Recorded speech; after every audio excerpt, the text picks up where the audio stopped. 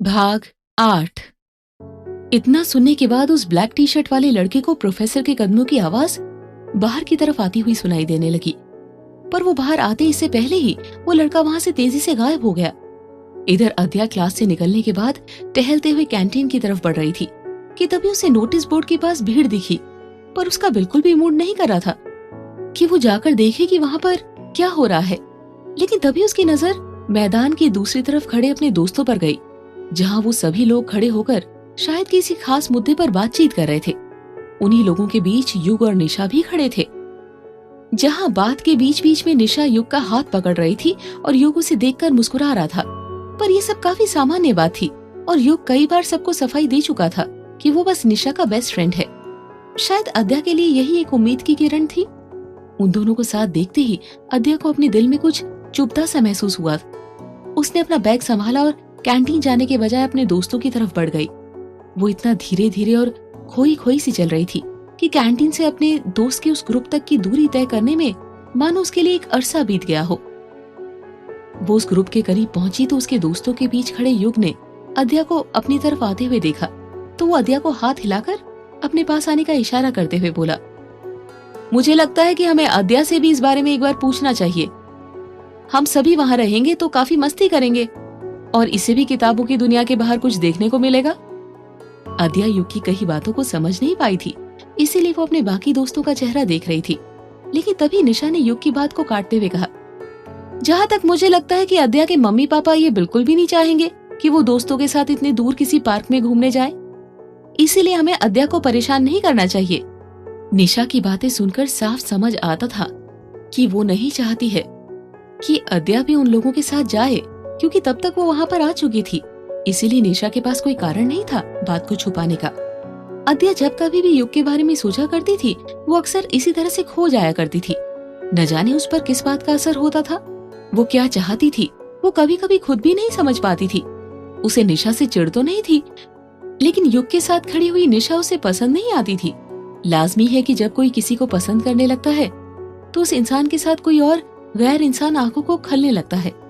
अद्या के साथ भी यही हो रहा था और वो इन सब बातों को समझती भी थी। वो अक्सर इस तरह की स्थितियां टालने की कोशिश करती थी, लेकिन वो तीनों एक साथ एक ही कॉलेज में पढ़ा करते थे, तो जो कुछ भी टालने की कोशिश करती थी वो अक्सर उसके सामने आ खड़ा होता था। अद्या जब पहली बार युग से टकराई थी तो उसे ऐसा लगा था कि फिल्मों वाली पहली नजर का प्यार उसे हो गया है। ये बात तो सभी जानते थे कि युग देखने में काफी सुंदर लगता था और उसका व्यक्तित्व भी काफी अकल्पनीय था।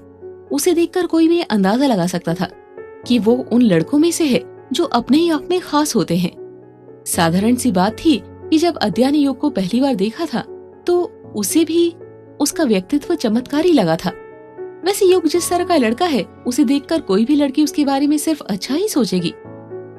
जब उसने उसे पहली बार देखा था तो उसने काले रंग के ओवरसाइज्ड चश्मे पहन रखे थे, साथ में उसने सफेद रंग की फुल स्लीव टी शर्ट पहनी हुई थी और नीचे जीन्स पहन रखा था। उसके हाथ में एक ब्लेजर था। ऐसा लग रहा था कि वो या तो कॉलेज के किसी पार्टी में जाएगा या कॉलेज का पहला दिन है तो शो ऑफ करने इस तरह के कपड़े पहनकर आया है। जब उसने युग को पहली बार देखा था तो वो उसे एक अमीर और अजीब लड़का लगा था, लेकिन वो उसके चेहरे को और उसकी पर्सनालिटी को देखकर आकर्षित जरूर हुई थी।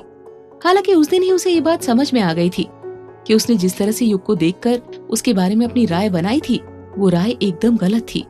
युग एक बेहतरीन लड़का था। फिर क्या था, पहले ही दिन अद्या पर युग का जादू चल गया था। निशा की बातों को सुनकर अद्या को समझ में आ गया था कि यहाँ पर उसके दोस्त एक साथ खड़े होकर किसी पार्क में घूमने जाने की बातें कर रहे थे। निशा की बात से चिढ़कर अद्या ने अपनी बाकी दोस्तों की तरफ देखकर कहा, क्या मैं एक बार अपनी मम्मी से पूछ सकती हूँ? हो सकता है कि वो मुझे जाने दे, पर जाना कब है? इस पर उसके एक दोस्त ने कहा, हम लोग अभी तुरंत निकल रहे हैं। तुमने नोटिस बोर्ड नहीं देखा क्या? अरे आज की सारी क्लासेस कैंसिल हो गई है। ये तो हमें विक्रम ने बताया, तब हम सब ने भी जाकर चेक किया। विक्रम का नाम सुनकर जब अद्या ने अपने उस दोस्त के हाथ के इशारे की तरफ देखा तो उसे अपने दोस्तों के ग्रुप में ब्लैक टी शर्ट पहने विक्रम नजर आया, जो अद्या को देखकर बेवजह मुस्कुरा रहा था। जब से अद्या के साथ वो लाइब्रेरी वाली घटना हुई है तब से वो काफी डरी हुई थी और किसी भी ब्लैक टी शर्ट वाले लड़के को देखकर उसे अजीब सा लगने लगता था। वो उसकी मुस्कान को लेकर कुछ कहती इससे पहले युग उसका हाथ अपने हाथ में लेते हुए बोला, पेरेंट्स से पूछोगी तो एकदम जायज है कि वो तुम्हें नहीं जाने देंगे। तुम हमारे साथ चलो, हम कॉलेज खत्म होने के टाइम पर ही वापस आ जाएंगे। कॉलेज के एक फैकल्टी ने मुझे एक मौका दिया है कि मैं अपने फोटोज को उनके दोस्त के नामी एग्जीबिशन में शामिल कर सकता हूँ।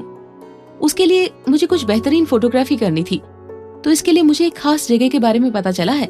शहर के बाहर एक पार्क मौजूद है, वहाँ पर 18 से कम उम्र के लोगों का जाना मना है और शाम 5 बजे के बाद भी उस पार्क में किसी को रुकने नहीं दिया जाता है। वो पार्क काफी खूबसूरत है, तो मैं चाहता हूँ कि मैं वहाँ फोटोग्राफी करूँ।